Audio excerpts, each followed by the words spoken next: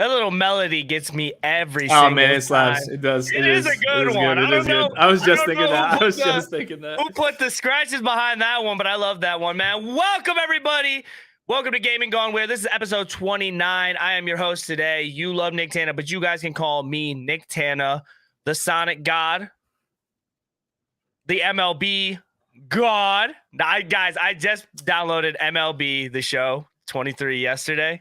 And I loved it. I absolutely love it so far. Yeah, it's so fun, man. Like, just for me, if you guys don't know a little bit of my background, I've always been such a Madden content creator. I love football. I love the sport. I've always played it. Even after my prime, I would say in high school, you know, me and the old heads, we'd always play flag football and stuff. So I always carried on with just playing football, watching football, getting my my son into football. So I always kind of feel that way when I play like Madden and stuff like that. And like, this is the first year I've really just been loving baseball. Like, baseball has just been a positive change. And I love the little like pitch counter they have, like the little pitch timer. It makes games go by a lot faster. Huge difference. Huge difference. And just playing baseball has just been so, like, it's been an eye opener and so much fun. So downloading MLB The Show, the graphics, fire. The gameplay, fire. Me hitting a baseball, absolutely not fire, but we do try. We do try. It's got to be harder, right? Like the mechanics of the game.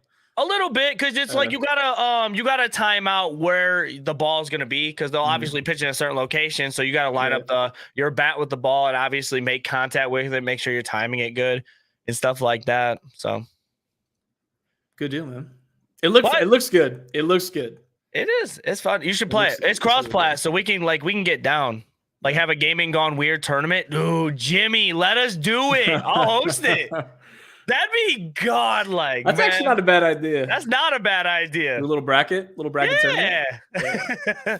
I'll be into that. But guys, I'm not alone. Obviously, I do have my co-host. He is the jelly bean demolisher. He loves jelly beans. If you're missing peeps in your grocery store, it's because this man grabbed him up. And if he sees a lime white claw on site, it's getting down. My co-host, Peter. Peter, tell the people about yourself. My name's Peter. I don't eat any of those foods, and I go by Not Ghost Stories on all socials, making content on YouTube, TikTok, Instagram, all the big names, and streaming on Twitch every week. Thank you for having me yet again.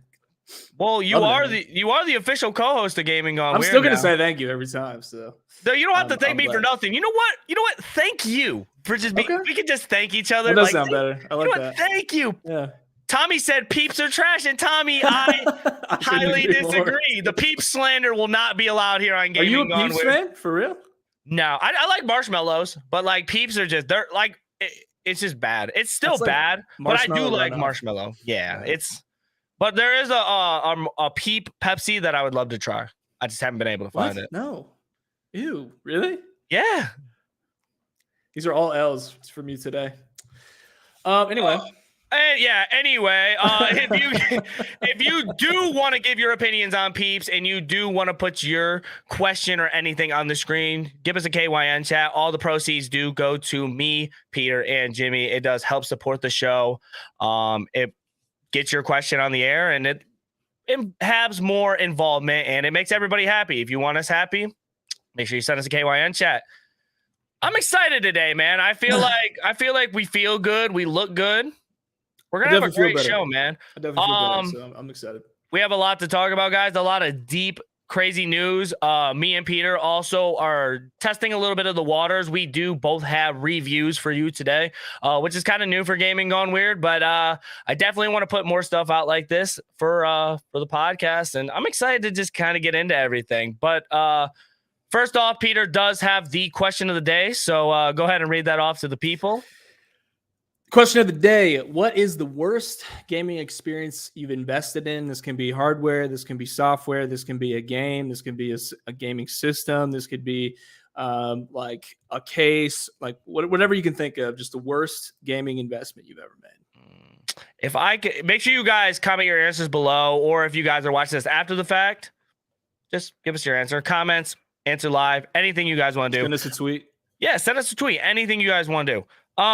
I'm going to go ahead and kick it off, though. Honestly, this is kind of a variety answer for me, but it kind of contributes to multiple things. I'm gonna start off right off the bat.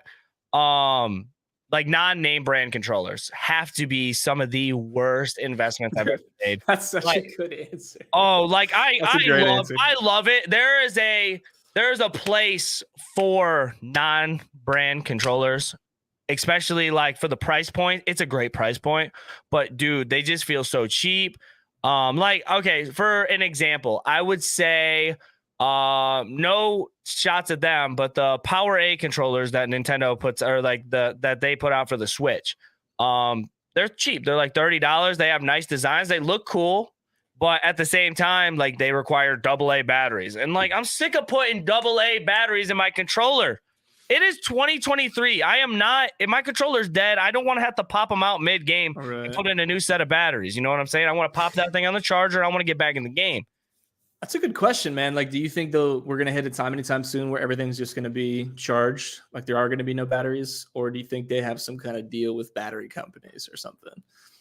Like, is it cheap? That's probably cheaper to make a right. If we want to get into the science of it, it could possibly be like down the road, if you keep on charging something, think of like your phone. Right. The more you charge it, the more you keep on using it over time, draining the battery, draining the battery, charging it. It's going to like over time, it's not going to have the same battery life and you're going to have to eventually buy a new controller anyways.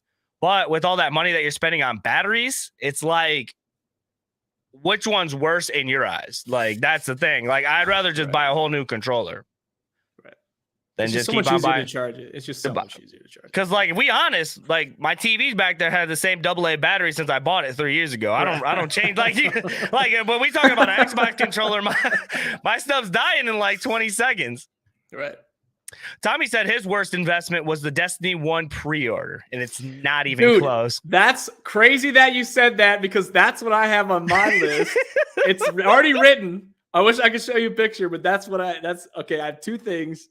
I have Anthem. I pre-ordered Anthem and bought that game at release and the first edition of Destiny. So the first iteration of Destiny 1 at release. Those were the worst two gaming investments I've ever had. I've never really missed on hardware, but I'm also not an early adopter. So I'm never getting anything day one. It's usually like 4 years down the road and I'll get that, that camera, that piece of hardware that was the best at release, but it's, 5 years old. But Anthem and the first edition of Destiny by far were the worst gaming purchases I've ever made. So EA published Anthem and that game was just hot garbage, bro. Yeah, I remember just seeing that. And one of my favorite content creators, TBH, he actually was like, he played the game. He tried everything in his power to be like, yo, this game is going to be good. They got early access on it. They're promoting this game. They're ready to play it. And then it comes out and it's just hot booty. Yeah, it could have been great. There were so many loading screens, and I felt like no connection to the story whatsoever. The flying was cool. The hero landings were cool. So you could always do some kind of combination of buttons where you do a hero landing where you shoot straight into the ground and the smoke comes out from underneath you. I always thought that was cool. The flying felt cool because like you could jump off a cliff and wait till the very last second to actually hit your rocket boosters or whatever they were, and then you do this like big dip and come out of it. Like I always felt like the flying was pretty decent, but if everything else sucks, it's just not enough. Like I remember playing that game, going back and playing it like in January, February after it came out. Right. And I walked into the town and the town still had all the holiday lights. Like they were changing. You like came into this central town. You were there all the time. And they still had the holiday lights that they put up, like the devs put up a couple months before, and they just never took them out of the game. So it was like Christmas time in February, and I'm like, why are these? It was basically just like my neighbor's house. Like, why are these still up? I wish it was Christmas time. It's like my house, man. I'm not taking down Christmas lights till it's like Valentine's Day. It's like my wife's like, go take them down. It's like, okay, I'll get the letter. Like I'm not gonna argue with you, man. So like before we get into our first topic and into the games that are coming out this week and the free games, can you give me an answer on what the first, like the day one Destiny was like? Because I think you guys said it was the first edition of Destiny. So what was the problem with the first edition of Destiny? Just like day one, like the first game is what you're saying? Or are you talking about when Destiny was first released, not Destiny 2, but like when Destiny first came out. Okay. So like the very first game, no expansions, no DLC, no nothing. It came out and like pre-ordering that. So this was, I mean, however many years ago, 10 years ago now, something like that. The game released and it felt like we could beat it really, really quickly. And the only replayability was to play the exact same maps and the exact same levels, but it's just like a little bit harder, but it's the exact same thing. And then the way to like actually earn high level gear and loot, from what I remember, you were grinding the same instances. So like you go here, you fight this boss, you kill this boss, and you hope that this thing drops. But you go there and like that's the only thing you could do. So you just like, and then you'd have like a super low % chance of something dropping. So you'd have to, there'd be like, it's a 1 in 500 chance. So you just have to run that same thing 500 times. I'm good. But that was it though. So like once you beat it all the way through, and it wasn't very long, and then that was it. So that was the only replayability. They had multiplayer, but it just wasn't good. Like it wasn't good. No, I think multiplayer kind of kicked off when they had like, me personally, I always thought Gambit was like one of the prime modes when it comes to Destiny 2, and Destiny 2 Destiny. Yeah, we're talking about that was not it. But when Destiny 2 came out and Gambit came out and they had like all the different game modes, I felt like that's when it started evolving into multiplayer for what it is now is not what it was when it came out. That takes time, bro. It takes time. They're evolving. It was a hefty price tag for not a lot of content. Basically, it was a full price game, and what we got was not worth the price. It just wasn't worth the price. So we felt duped, honestly. Right. So yeah, let us know down below what your guys' worst gaming experience was, or software. I'm still sticking to AA batteries, the worst thing ever. So let me get into our first thing of the podcast. Well, kind of like technically our second or third, but who's counting, right? I'm going to let you guys know the free games that are going to be coming out this month in April, guys. There is a lot of them. I don't have a lot of pictures that are going to be showing up on the screen for these ones just because there's so many games, but I'll make sure weekly I'll remind you guys that these games are free. For PlayStation, you can get Battlefield 2042 for free, Minecraft Dungeons, Code Vein, Meet Your Maker, Sackboy, A Big Adventure, and Tales of Iron. Xbox, you can get Tuberbrook, Sudden Strike 4, Lamptum, Out of Space Couch Edition, and Peaky Blinders Mastermind. Before we get into anything, bro, Xbox is really letting me down with some of these games for gold. Like, are we talking about Peaky Blinders? Like Mastermind? It's Peaky Blinders Mastermind, okay? Yeah, and, I'm good. It's probably the best of the Peaky Blinders series. You don't know that. You don't know that. Yeah, you don't know that. Anyway, okay, this is why we don't take Peter seriously, guys. Okay. Next on the list, we got Epic Games. We got Tunchi, the Silent Age Dying Light, which is a very good game if you haven't played that series, and then Blazing Sails. And Dying Light's a nice free game. And then for Amazon Prime, which I'm guessing is like Twitch Prime, Baldur's Gate, Adios, I Am Fish, which is a very funny game, Faraway 3, Arctic Escape, Book of Demons, Peaky Blinders. Again, they're just really pushing that game out, huh? Wolfenstein, The New Order, The Beast Inside, Island Wind Dale, Terraformers, and Grimes. So I do not want anybody who watches this podcast to say there ain't no games to be playing. Guys, there are plenty of free games that they are just giving out to you. Shout out Peaky Blinders Mastermind. Yeah, you know what? Peaky Blinders review soon, right? It is free on 2, not 1, but 2. Even our audience said there's a Peaky Blinders game. Yeah, that's how we feel. It's free this week on Xbox. Games that are releasing this week as well. We are getting a Creed VR game if you are into that. And also we are getting Hogwarts Legacy that is coming out on current gen consoles. These both come out April 4th. And then on April 6th and April 7th, we are getting Paparazzi for the Switch and Road to Masters PGA Tour 2023. I am a big fan of Paparazzi. I saw that game and I am in awe. So catch me playing Paparazzi on the Switch. Any of those games that are coming out this week that you're kind of interested in? I mean, it's not a lot, but nah. Not the new ones. The old ones though. Me and Jared will be playing Paparazzi then. You know what I'm saying? I'm not a golf game guy. I've already played, already beat Hogwarts Legacy, and I don't have VR, so it's right. I'm curious to see how messed up. We haven't heard nothing yet. I want to know how bad it's going to run on current consoles. Not praying. Hogwarts? Not praying on the downfall, but I had problems playing that on my PS5. It crashed a few times on PC for me. Yeah.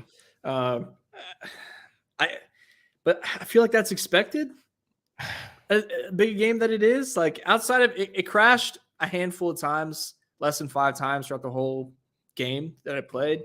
Obviously, that's not the experience of everyone, but I don't know. For me, it wasn't terrible. Oh, yes, annoying, but it was also a new game. Yeah. So do we give any leeway to new games for little bugs like that? I don't like to, as long as they patch it down the road, which there is a game like that in our topics that I did a lot of research on, and it's a big shout out to the publisher that is actually fixing said game. Okay. But at the same time, like the technology is there, and I feel like these games just put so much into the game to where like they don't understand that like it has to be playable at some point. And when they're putting so much and they're really pushing these consoles, that's why we always need to like put out a new console every like 6, 7, 8 years, because these games want to do so much. But like for Hogwarts, one of the main things was for me was like, I was having load times going through doors and I wanted to sit there and just like turn off the game. I'm like, dude, I'm just going outside. It ain't that deep. It really isn't. Like there's a lot going on outside, but it's like, it's not like that. Yeah, sometimes you had snow, sometimes you had like seasons, but it's like, why are we having load times? It was just mad aggravating for me. It was like, this is on PlayStation. You put it on PlayStation? Yeah, this was on the PS5 too. Okay, I play a lot. Me personally, you PC guys can come after me, whatever. I'll fight back. Oh my god. Oh my. But like I'm just saying, like I like playing my games on console because I have a PS5, I have an Xbox Series S, and I just like everything optimized, especially if I'm gonna stream. I'm not trying to stream, run everything on my computer. And so, I need a injury report.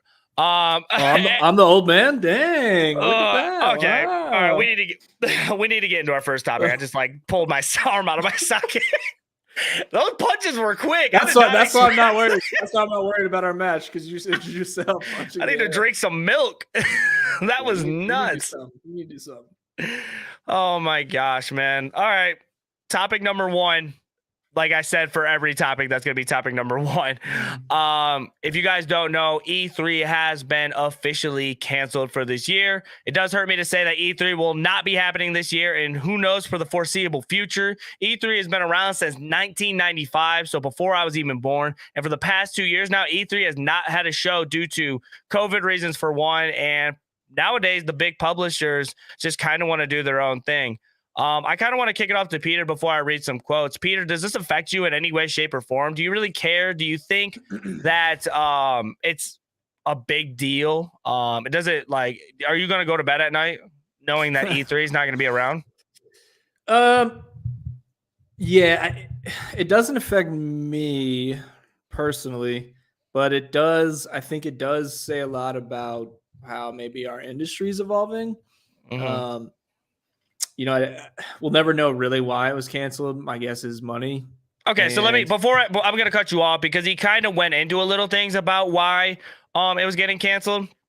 So Kyle from Read Pop, he said in quotes, "This was a difficult decision because of all the effort we and our partners put towards making this event happen, but we had to do what's right for the industry and what's right for E3. And then he also continues on saying, "We appreciate and understand that interested companies wouldn't have playable demos ready and that resourcing challenges made being at E3 this summer an obstacle they couldn't overcome." So that to me, all I'm hearing is gaming companies say they wouldn't have any playable demos ready. But how did we do that from 1995 up until this year? So like all of a sudden no one had any games ready to go? Okay, so like let me this is how I kind of see what E3 is kind of going through right now.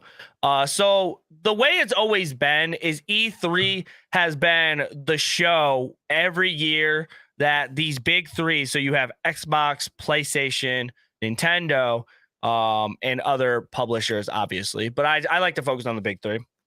And they come through and they're going to show their biggest titles that they've been working on, what's releasing this year, and what to expect. That was like the show where it was like if you were a journalist or you wanted to show off what you had, this was the show that you did it. Mm-hmm. But Nintendo, I feel like changed the game. And I feel like Nintendo has a big reason to why this isn't a thing anymore. Kind of due because Nintendo started doing Nintendo Directs. I think that was kind of a thing that happened like maybe 2-3 years ago. Nintendo just squashed everything and said, you know what? Let's just do our own show.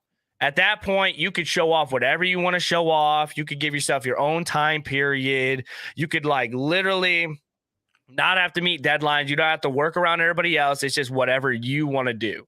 And I think us as a gaming community and us as gamers, we just kind of were like, yeah, this is cool. Instead of just kind of giving these companies like certain times and a time limit, you kind of just say like Xbox will be like, this is what I want my show to be based off of. They could do a 30-minute show based off just Starfield if they wanted to. Nintendo, like I said, again, I'm bringing back Nintendo. Nintendo's been notorious for, we just got a 15-minute gameplay for Tears of the Kingdom. And that was their decision. They had no one to be like, okay, well, we want you to show this many games or put out this many demos. If it wasn't ready, they could just say like, yo, we ain't ready. This is what we want to show instead. Yeah. I mean, it's like it's there's got to be money involved somewhere. So I'm sticking to my guns on that side. There's got to be money somewhere involved, especially if Nintendo was like, hey, we can just do our own thing. We're not going to buy into it. And if Nintendo doesn't go, I mean, that's a huge paycheck. Like that's a huge investment into the event, right? Yes. So I mean, there's got to be some logistical stuff. There's got to be some cash flow stuff, but it's easier for Nintendo to create the showcase, put it up on YouTube, and then show it to everybody, and then they can like pick and choose interviews. To me, it like kind of reflects the changing of the times a little bit. Like G4 TV, no more. E3 canceling. Like it's just like, to me, it's just it reflects a little more of the changing of the times. So this is where the industry's going. It's not going to be these big expos where we go out and we like play demos, and because everyone's becoming a little more isolated. So it's just like if I'm looking at paper and I'm going, hey guys, why don't we just make a cool showcase video and just post it on YouTube?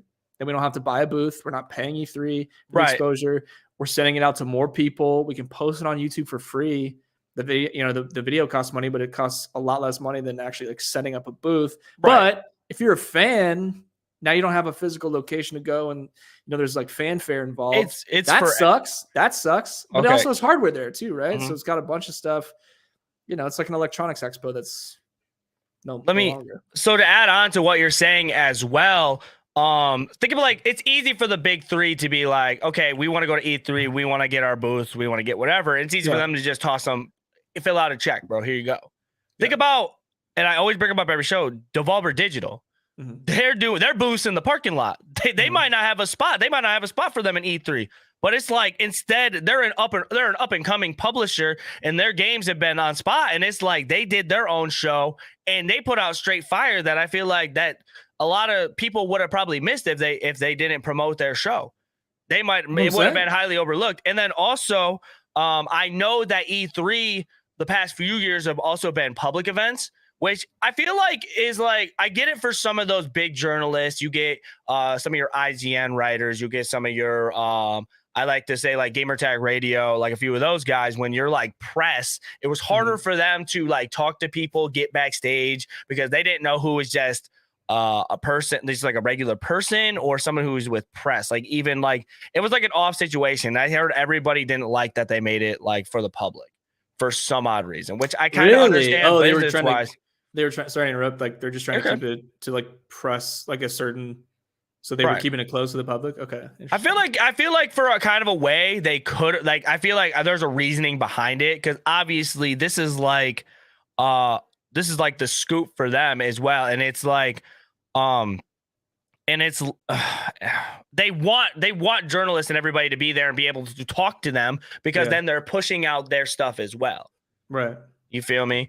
To be honest, like I said, this doesn't really affect me. Obviously, I'm gonna go ahead and play a clip because I wanted to show one of my favorite moments from E3. The feeling of being there, of walking the streets of the future, is really going to be breathtaking.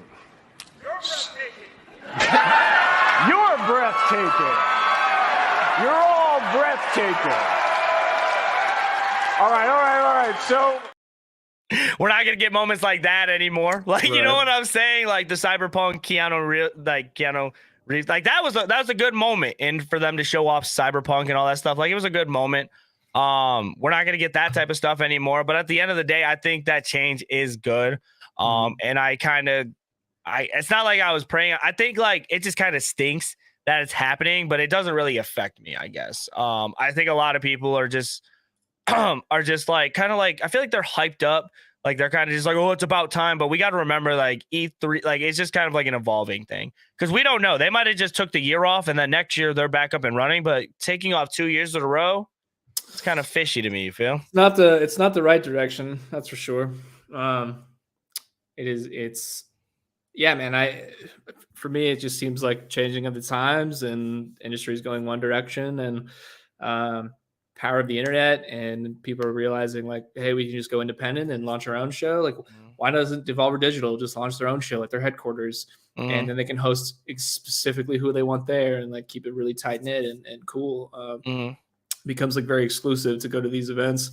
I don't know how, like, do you think it affects smaller studios more than the larger studios? Like, do you think that they have more to lose by not having it, or do you think it's better to be small, maneuverable, and like, hey, let's just rock our socials and save a $10,000 booth ticket, and right. I think for the price that you're gonna pay, yeah, just do your own show, because then you can put on whatever you want to put on. You can make it any way you want to. That's how I feel. Vino said, with E3 possibly dying forever, where does that leave IGN and their writers? That was probably their biggest scoop, to be honest. What do you think?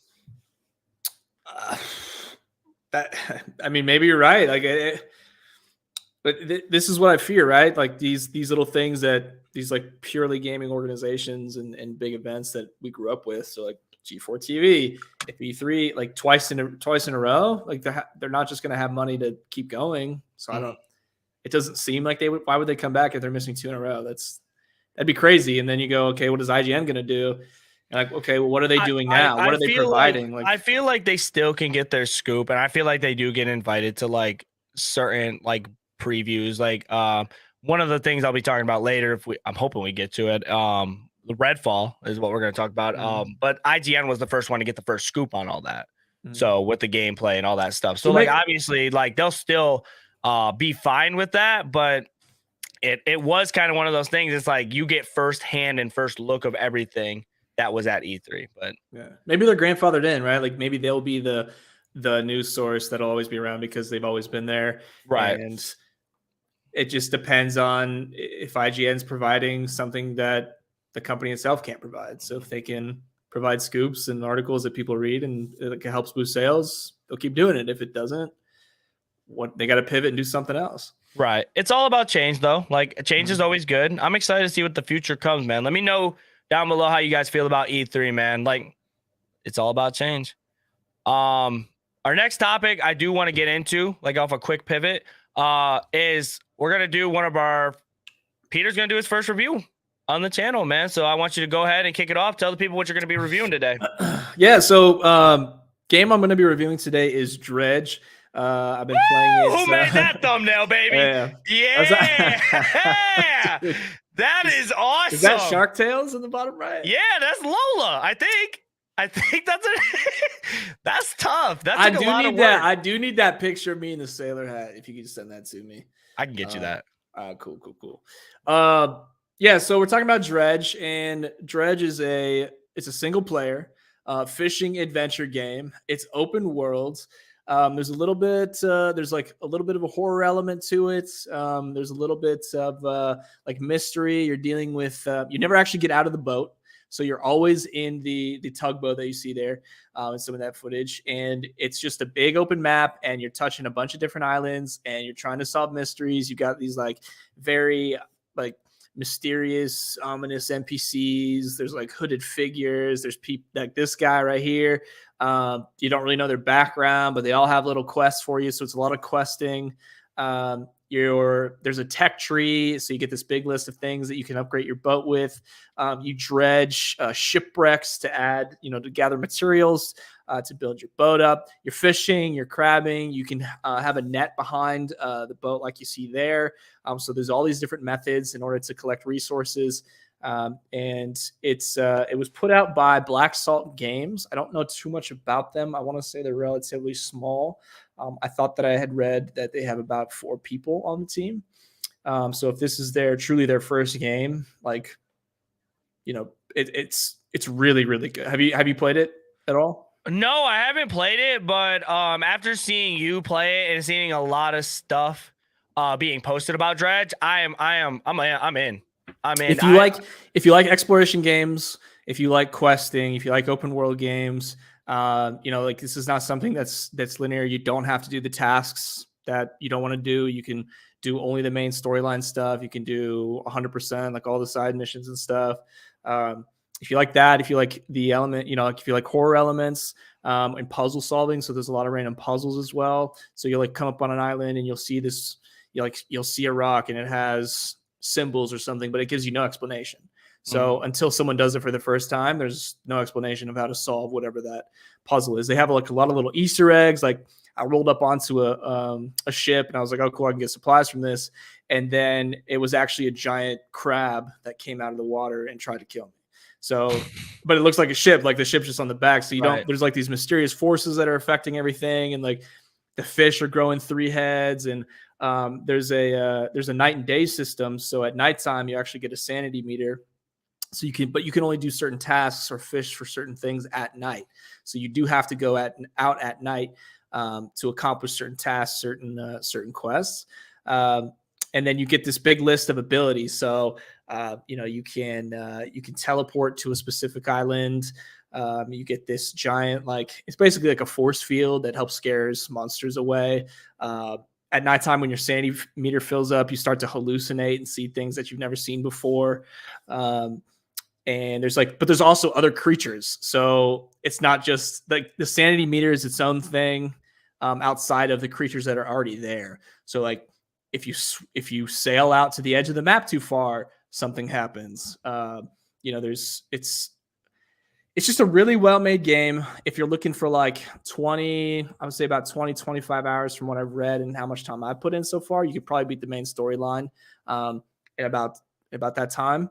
I think it's a really solid stream game because you can go at the pace that you want to go. It's easy to talk to people while you're doing it. It's just a solid game. The price point right now is $25. If you're into those elements, I would say, pick it up. If you are I want to play it, but I'm not a diehard horror game fan. I'm not a diehard fishing fan. I'm not a diehard kind of open world exploration fan. I would wait for it to go on sale. I thought $20 would have been appropriate for what the game is right now. And I don't know how many games this team has put out together. So I just did my research. I can't find. I'm even on their own page. I'm not seeing another game that they put out. So I think this might be their first game. So my guess is they're testing the water as far as a price point. And if this is your baby, you're always going to want to price it higher than maybe what the community is looking for. But like I said, I think $25. I think $20 would have been appropriate.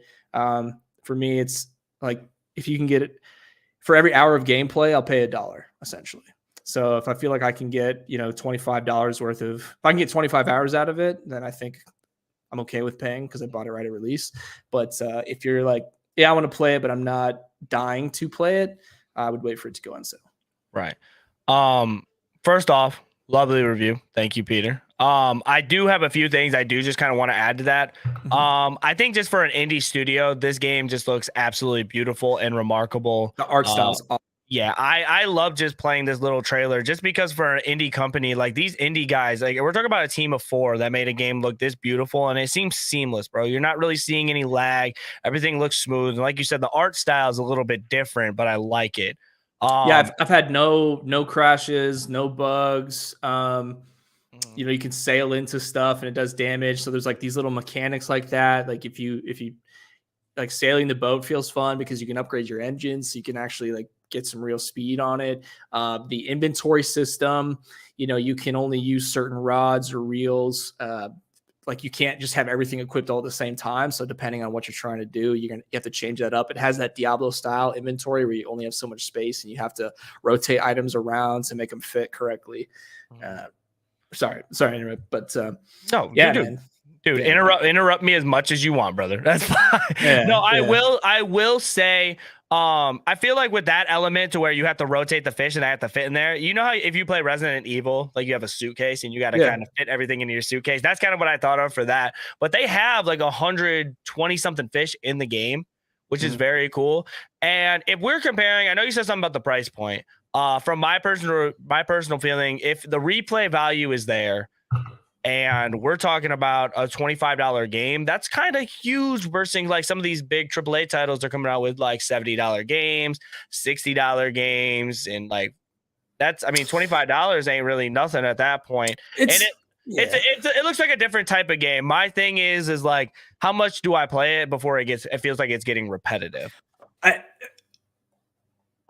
Once you 100% it, I don't see the replay value. Exactly. That's where I'm at with it. At one point, you're gonna accomplish the main story. So unless you're the person who's like, I'm doing all the quests, or like I'm gonna beat the main story, but I'm gonna go back and get all the quests, or you're gonna try to accomplish the achievements of catching all the fish, like doing the entire tech tree. Unless you're that person, there's no replay once you beat it because it's just about completing like your fish encyclopedia, or you're like, hey, I want to like just get all the achievements or something like that. But I feel like that would be a fun thing to do though, is like, oh, I'm going to catch all the fish. It's like, okay, what list do I have next? I remember Sonic Frontiers had a fishing game in it with Big the Cat. And I know it's not like it was like the biggest accomplishment in the world, but like I would like to go fishing just to sit there for like 30, 40 minutes, which I know it's kind of different than Dredge, but at the same time, it's like I wanted to make sure I could catch as many fish as I possibly can. I wanted to fill out my encyclopedia, and they reward you with upgrades and they cosmetics and little lore details and stuff like that. Yeah. If you like collecting, this is a game for you. Like, right. If you're into that collecting, that mindset, and when you play a game, like there's a lot of stuff to collect, and there's a lot of random puzzles, and how you interact with certain NPCs does affect like certain decisions made. So the art style is very, very cool. If you don't think you're going to go for it 100%, like I said, I just wait for it to go on sale. Right. If you're just trying to do the main story, but if you are a collector and you're like, I think there's 40 some achievements. If you're going to do those achievements, then I think the $25, because it'll take you much longer than 25 hours to do it, because 100%. The day and night cycle is so fast. And once it becomes night, like it's just, you die a lot. So looting is the drive. That looting is something else. I'll tell you that. I don't know if it's life, but I mean, you do get rewarded for looting. Oh, and I am gonna say, by the way, whoever Tommy legit is in that chat saying Nick is struggling in MLB, I wasn't struggling. Okay, I was learning. But back on topic, I really like the look at this game, and for the price point it is, and an indie title of literally 4 people working on this game. I saw this game when we first wanted to talk about it last week, and we kind of researched it, and I'm like, a fishing game, huh? And nobody really thought for it to kind of have the outcome of what it is, but it's different. It's different than what we're getting right now. Like I don't see a lot of games that are like Dredge that's doing what Dredge is doing. I've never seen that before. Yeah, right. It's different. And that's what I love to see, man. I'm excited. I'm excited to I'm gonna get it for sure. Yeah. It wasn't me. Okay, dude. You just like whatever. Oh man. Let us know, man. Let us know if you guys are gonna play Dredge. I mean, I've been seriously so interested in it. Completely.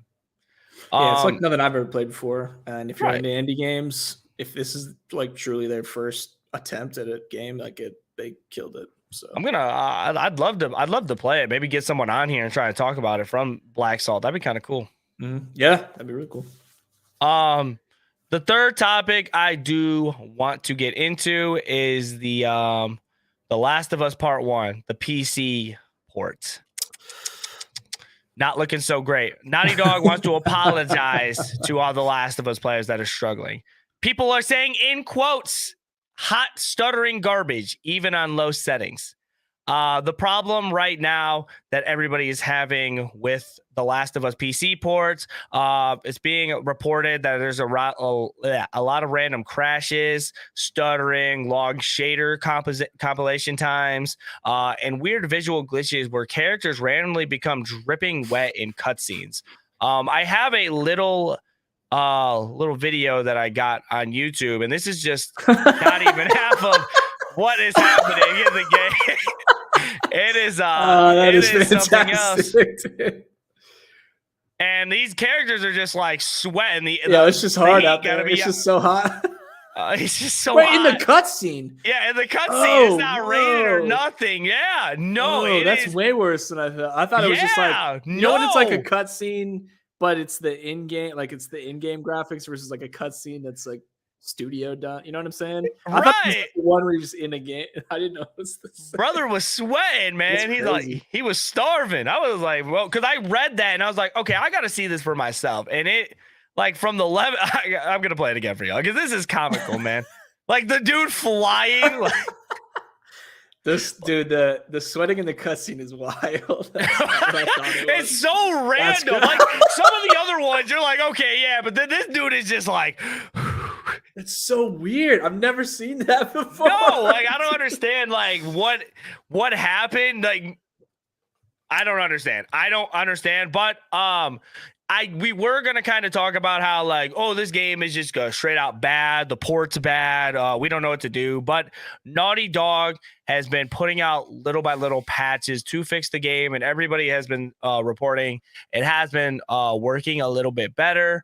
So I will give Naughty Dog their flowers for that. I feel like Naughty Dog always does a good job with that.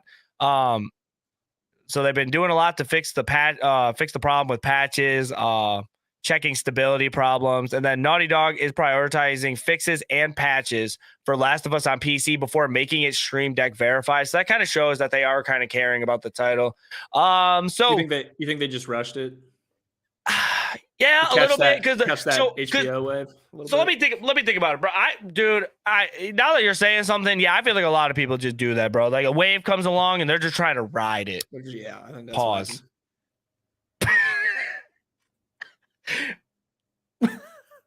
Jimmy, don't fire me, please. Yeah. Okay. No, but like, so yeah, like, another topic was like, it's kind of off topic, but they want to revive the Harry Potter movies into series, and I'm like, is this because I'm like, is this because of the Hogwarts game? It did so good, so we think we need a TV series. Maybe, yeah. I mean, if it's, I just feel like stuff like that happens, right? Where they're like, okay, a game has been released, Harry Potter's so old, then it gets released, and they're like, okay, they made $1 billion. It's still popular. Let's make something else. Like they just keep making it until people don't want to buy it anymore. Once it's not profitable, they're not going to make it. So once I saw that, I was like, yeah. But is this supposed to be? It's not animated, right? It's okay. Nah, that is one thing I will not be watching. Yeah, I don't know. I don't know about that. I don't think it's a show. I think they're rebooting it altogether. I think they should throw it away altogether. And WBD does love their money. That is kind of factual. I will say that as well. Yeah. But I think kind of what you said too, it might have been a little rush because of the game and stuff like that. But it came out on PC. I feel like a lot of people that are watching the series might not even have a PC strong enough to run the game. I feel like it has to have some sort of like high powered requirements to run. But at the same time, it's like, I don't know how this happens. I'm not a game coder. I'm not a game developer. So I am the last person to ask about that. So I mean, all we can say is that Naughty Dog is getting the fix in, and that's a start. As they should. Yeah. So we don't have floating characters or randomly sweat. Imagine if we were just never seen that. Imagine if we were just talking on the pod and I'm just like, yeah. You do that now though. That's yeah. Well, yeah, because you guys make me nervous. Okay. Yeah. God, you guys are so hot. Everybody who watches the podcast is hot. That's all I'm saying. Let me know, guys, if you guys played The Last of Us. Let me know if you guys drip sweat like that, because honestly, you should probably see your doctor or carry a towel on you at all costs. We have it's been a sad day on April Fool's Day, and honestly, I didn't really like the joke. If you guys know anything about me, I am the leader of the Sonic the Hedgehog tribe. I'm the spokesman. I am a administrator of Sonic the Hedgehog. So I am your guy for everything Sonic the Hedgehog, but he was murdered on April 1st, Sonic the Hedgehog. So I need everybody to give me a moment of silence for Mr. Sonic the Hedgehog.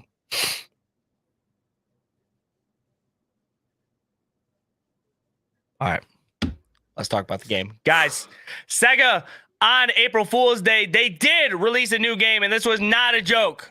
It is called The Murder of Sonic the Hedgehog. That is what the game is called. Basically, the best way I could describe it was a little quick. I think it took me about 3 hours to play. Basically, from start. Oh, you already finished it, start to finish. I finished it. Yes, it was a how can I say? It was a very quick game. Basically, the whole concept of the game is it's Amy's birthday party, and you guys are on a train, and she wants to have it's like a role play, like cosplay, like story type of thing, and they all have their own little roles, and they all have to stand in their little rooms inside of the train, and basically, Amy and Tails are the reporters, and they have to figure out who the murderer is and who got murdered.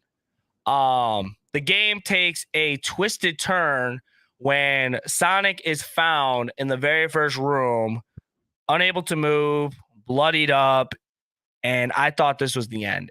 And it wasn't good. So basically the whole point of the game is it's kind of like I want to say like a web series, like comic game. Like basically you're in this room and you're going to go character to character. You're going to find clues, talk to them, and figure out who did this to Sonic, whose alibi meets up with their stories, or who's completely lying to you to get by. And I do want to show off this picture, one of my favorite art styles of all time. This Chow with a mustache and sunglasses, bro. I was like, this is the coolest. Like, honestly, if I were to get a tattoo of a Chow, it would be that. Is it dialogue heavy? Is it just like a lot of? Yes, it is very dialogue heavy. I did stream it. Like I said, it was like about a 3-hour game. And basically you're talking the whole time. The character you're actually a worker on the train. And you're basically going through and helping Tails, and he's like, okay, we need you to come with me and we need to figure this out. And then you're talking to everybody, you're getting their stories, and they're like, oh, well, I couldn't have done it because I was here the whole time. And it's like, no, you didn't, because Knuckles snitched on you. And it was a funny game too, because Sega also threw in a little bit of their other titles into the game. At one point, Knuckles was in the saloon, and a few characters snuck into the saloon to play Super Monkey Ball on the arcade game. And they were like, who was here playing Super Monkey Ball? And you had to look at like the names, and you had to be like, oh, dude, Vector was here, Knuckles was here. And then it was like a third name, and it was like it was Shadow, but it was like under a different, like a nickname he used.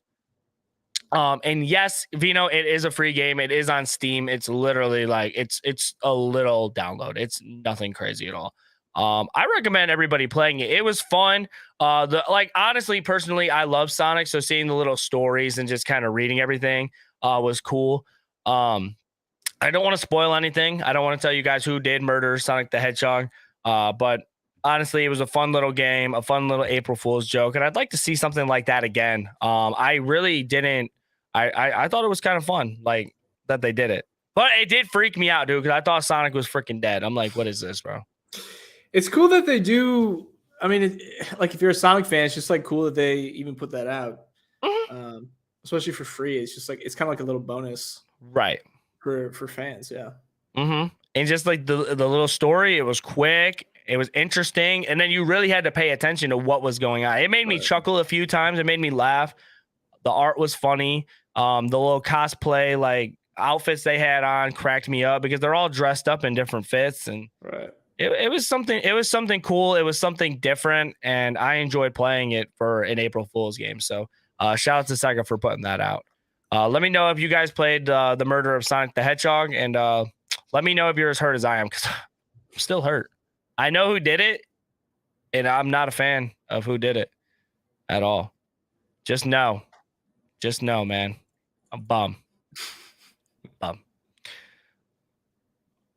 All right, I appreciate everybody being here, man. We do have one more topic. Thank you guys again. Before we get into the last topic, shout out to you guys for always coming through and supporting. If you do want to help support Know Your News More and Gaming Gone Weird, we highly suggest you guys subscribe to the channel, leave a like, comment, let us know what you liked about the show, what you didn't like about the show. I always go through and read the comments because I want to improve as a podcaster and a content creator. And I know Peter also wants to improve, even though he is 99% perfect all the time. So make sure you guys do that. Leave a like. It helps us move up the algorithm, and it makes all of us happy. And like I said, you like it when we're happy. Big smile. Sure. But seriously, shout out to everybody that's all here, man. You guys are the best. And shout out to everybody who's watching this after the fact. We do love you as well. We love everybody, man. Sure. The last thing I do want to talk about, guys, was the Redfall gameplay trailer for Layla. It basically showed Layla's abilities and backstory. IGN was the first one to get the news on this. And Redfall has been one of my most anticipated games on my list for 2022. Really? Yes. Okay. Redfall has been looking really, really nice with it. I am super, super excited about the game coming out. If people don't know about it, tell us about it, a little bit about it. Because I can tell you what, just based on the stuff I've seen, what I would compare it to. But I want to get your take on it first. So everybody at first kind of thought that Redfall was going to be like a Back 4 Blood type of game, a lot of horror. That's what I thought. So that is a very I feel like a lot of people kind of understood where that inspiration was coming from, because it's like, oh, there's 4 characters and they have abilities and it's just zombies and you're making your way through the map. They described it more as an open world Far Cry type of game with vampires. And you're these 4 characters and you're basically roaming through the world. I think it's based off of Massachusetts, if I'm correct. And basically you go through and you search for loot on the ground. It kind of like, I heard someone compare it to kind of like a Borderlands type thing, where like there's weapons on the ground and they have certain abilities and they have certain boost, and you kind of got to find a weapon that you like. One thing before I get into this, guys, by the way, I know I'm kind of off topic with everything. You're like, just show the gameplay. Dude, in order to eliminate a vampire in this game, you have to have a weapon with a stake at the end of it. And you got to get them really quick. That I didn't know. That's cool. That's cool, bro. Like the little details I kind of liked. Have we ever seen like a vampire aesthetic for a game like this before? Like, I don't think I've ever played a shooter like a Back 4 Blood, Left 4 Dead style shooter, first-person shooter with vampires as the enemies. No, but I think that's like one of the things that kind of like I really like to see. It's a little bit different, like the vampire type thing, and I've loved the graphics. I'm glad it's not zombies. I really am. I'm tired of zombies. I think personally, I'm tired of zombies, dude. Yeah. When it comes to like Resident Evil, that was zombie. Like, it's just like, give it a break. I'm zombied out. Like Dead Island, Dying Light. The zombie stuff is just getting old, bro. Like, they don't do anything. Like, there's no challenge when it comes to a zombie whatsoever. I am gonna go ahead and show this this little trailer, man. Layla is one of my favorite characters in the game. She is absolutely gorgeous, stunning, and I really love her abilities. Her character design is really cool. Oh yeah, dude, she's awesome. And basically the way that it's working out is she's with her boyfriend. I think they just get done with a movie and they get jumped by these vampires, and then she has her little abilities, man. So she has an umbrella. It looks like I feel like a force or like telekinesis type thing, and then also she uses her ex-boyfriend, one of them, brings him back to life and uses him as part of like a weapon.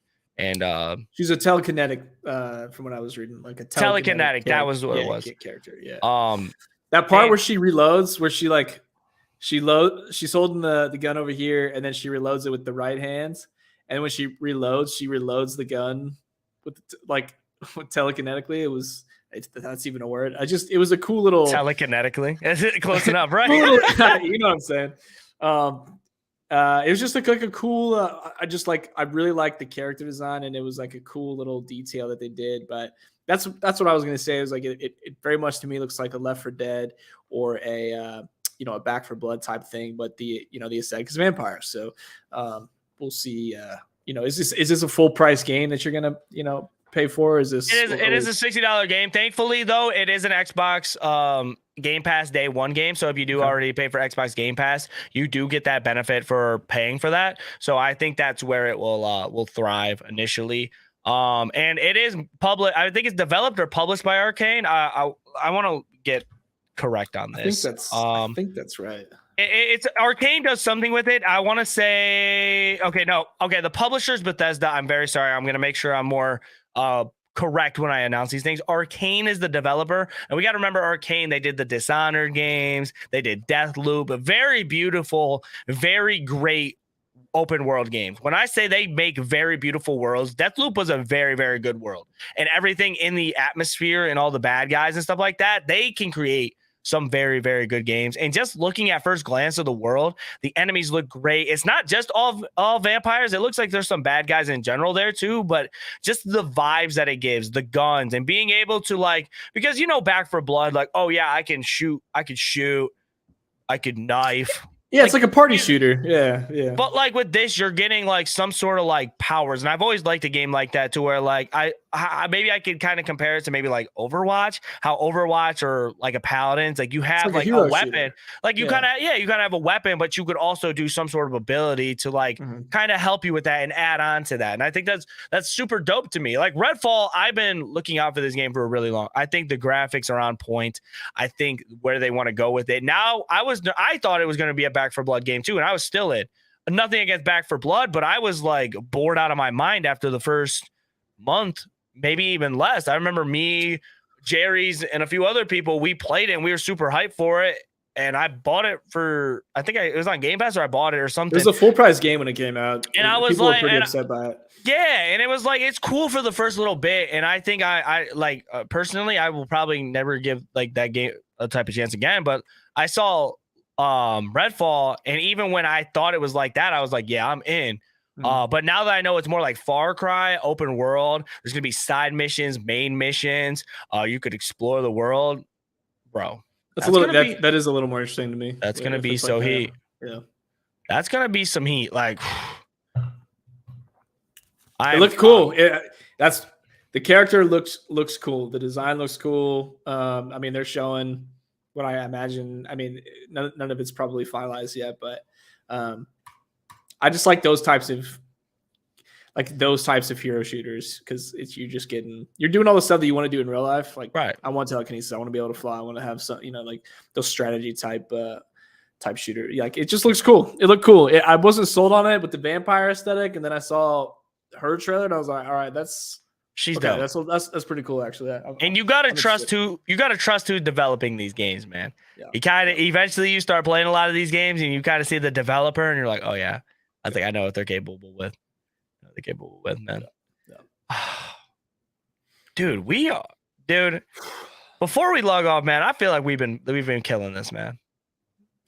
I feel pretty good. I kind of feel like, bro, we weren't good together, huh? Yeah. The timing's too nice. Dude, I'm not looking back though. Man, I feel like we've been killing it, bro. No, seriously, that was a good show, guys. Thank you guys so much for watching episode 29 of Gaming Gone Weird. Like I said, I love talking games with my boy Peter. Peter, let the people know where they can find you when you're not here talking about games with me, though. Yeah, again, Not Ghost Stories on everything. Making content mostly on YouTube and TikTok right now. But I'm on all socials, and we're streaming a few times a week on Twitch as well. And that's where you can find me. Interesting. Guys, I am Nicktana. Right now, we are working on MLB a little bit, but we still have to finish Resident Evil 4, so we are working on that a little bit. Hopefully, my game doesn't crash during a thunderstorm, and I can kind of progress a little bit further into the game than I did last time. But we are working on that. If you guys want to keep up with everything that I'm up to and what I'm doing, I recommend you guys check out my Twitter and obviously Peter's Twitter. We always tweet what we're doing, videos we put out, all that stuff when we go live on here. So make sure you guys check out the Twitter. Also, if you guys want to see certain game reviews and me talk about games that I love, make sure you check out the channel, because we are working on a Chia review right now, and we also put out a Hogwarts review on the YouTube channel, so I highly recommend you guys check that out. Besides that, man, be safe, tell someone you love them. Thanks for being weird with us, guys. I'll catch you guys next week, 8 p.m. Eastern, to talk about more weird games. Love you guys. Be safe. Thank you guys for everything. Goodbye.